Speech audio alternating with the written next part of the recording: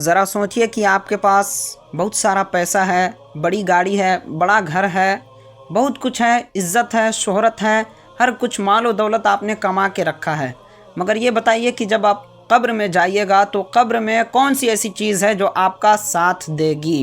یعنی کہ قبر میں کون سی ایسی چیز ہے جس سے آپ کو آسانی، آپ کے روح کو ٹھنڈک ملے گی؟ یہ چیز آپ خود سے گیسٹ کیجئے۔ انسان دنیا کی رہروی میں اتنا پھنس چکا ہے کہ آج اپنے اعمال کی سدھار نہیں کر پا رہا ہے، آج انسان اپنے ایمان کو تازہ نہیں کر پا رہا ہے، آج انسان اپنے ایمان کو مضبوط نہیں کر پا رہا ہے۔ اگر آپ اپنے آپ کو مومن کامل بنانا چاہتے ہیں تو بالکل صحیح ویڈیو پہ آئے ہیں، کیونکہ آج میں آپ حضرات کو چند ایسی باتیں بتانے جا رہا ہوں دین اسلام کے بارے میں اور دنیا کے بارے میں جو آپ کے ایمان کو تازہ کر دے گی۔ حضرات محترم، ذرا اندازہ لگائیے کہ ایک ماچس کا تلی جلا کے اگر آپ کے ہاتھ پہ رکھ دیا جائے تو کیا حال ہوگا، کیا کیفیت ہوگی آپ کی؟ بالکل اسی طرح یوں سمجھ لیجئے کہ یہ دنیاوی آگ ہے، اگر جہنم کے آگ میں آپ کو ڈالا جائے گا تب آپ کیا کر سکتے ہیں؟ یوں ہی اسی طرح میں آپ کو سمجھانا چاہتا ہوں کہ نماز ایک ایسی چیز ہے جو ہمیں اچھا اور سچا بناتی ہے۔ نماز ایک ایسی چیز ہے جو انسان کو نکھارتی ہے اور اچھے کاموں کے طرف رجوع کرنے کی توفیق دیتی ہے۔ نماز ایک ایسی چیز ہے جو انسان کے چہرے پہ نور کی جھلک لا دیتی ہے۔ حضرات محترم، یوں تو بہت سارے لوگ ہیں جو نماز پڑھتے ہیں اور بہت سارے ایسے لوگ ہیں جو نماز نہیں پڑھتے ہیں، تو جو حضرات نماز نہیں پڑھتے ہیں وہ حضرات انشاءاللہ اس ویڈیو کو دیکھ کر نماز پڑھنا شروع کر دیں گے، اور جو حضرات نماز پڑھا کرتے ہیں اگر ان کی نماز میں کچھ غلطیاں ہوگی تو انشاءاللہ میں امید کروں گا کہ اس ویڈیو کو دیکھنے کے بعد آپ اپنی غلطیوں کو ضرور سدھار کر لیں گے۔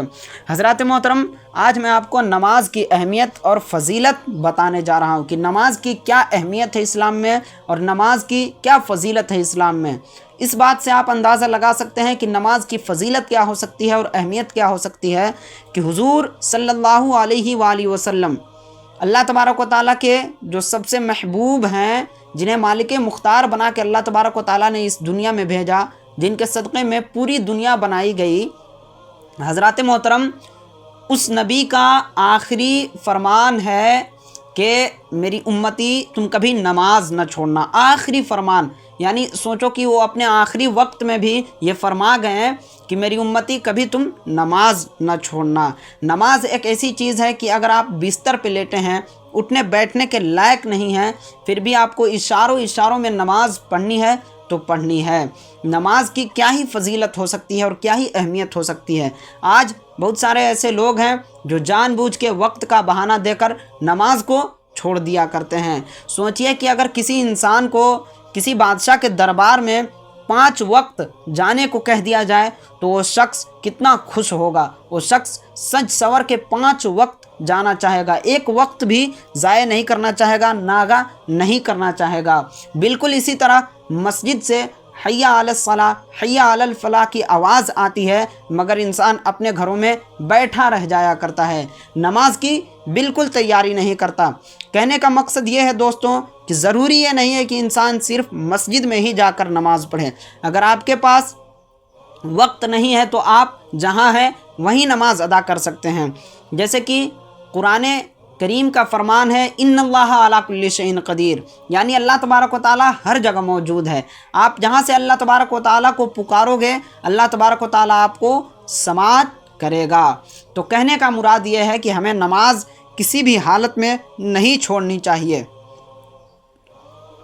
ورنہ نماز اگر ہم چھوڑتے ہیں تو سوچئے کہ جب میدان محشر میں کھڑا کیا جائے گا ہمیں اور سوالات و جوابات ہوں گے، حساب و کتاب ہوگا، تو اس میں سب سے پہلے جو سوال آئے گا، جو سب سے پہلا سوال ہوگا وہ یہ ہوگا کہ کیا تم نے دنیا میں رہ کے نماز پڑھا ہے یا نہیں۔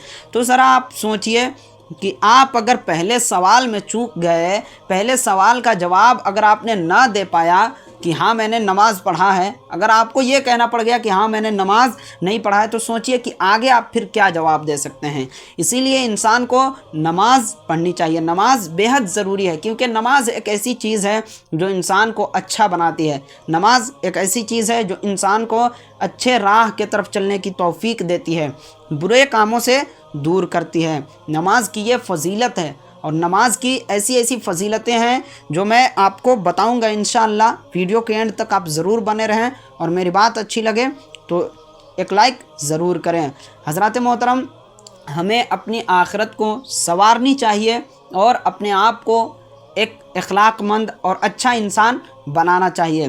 क्योंकि अगर आप दुनिया में बेशुमार दौलत कमाते हैं, बड़ी बड़ी गाड़ियां ले लेते हैं, बड़ा घर बना लेते हैं, वो सब कुछ काम नहीं आने वाला है, क्योंकि वो सब दुनिया में ही रह जाता है। आज जितने भी इंसान कब्र में लेटे हैं, क्या कोई अपना कमाया हुआ दौलत लेकर गया है? क्या कोई इंसान करोड़ों की गाड़ी से कब्रिस्तान पे गया है? नहीं गया है। तो हज़रात मोहतरम, हमें दुनिया को संवारने से ज़्यादा अपने आमाल को संवारना चाहिए। हमारी ज़िंदगी मरने के बाद शुरू होती है, असल ज़िंदगी कब्र में शुरू होती है। इसीलिए हमें अपनी आखिरत को संवारनी चाहिए और अच्छी बनानी चाहिए। वीडियो पसंद आया हो तो चैनल को सब्सक्राइब ज़रूर करें और एक लाइक ज़रूर करते जाएं।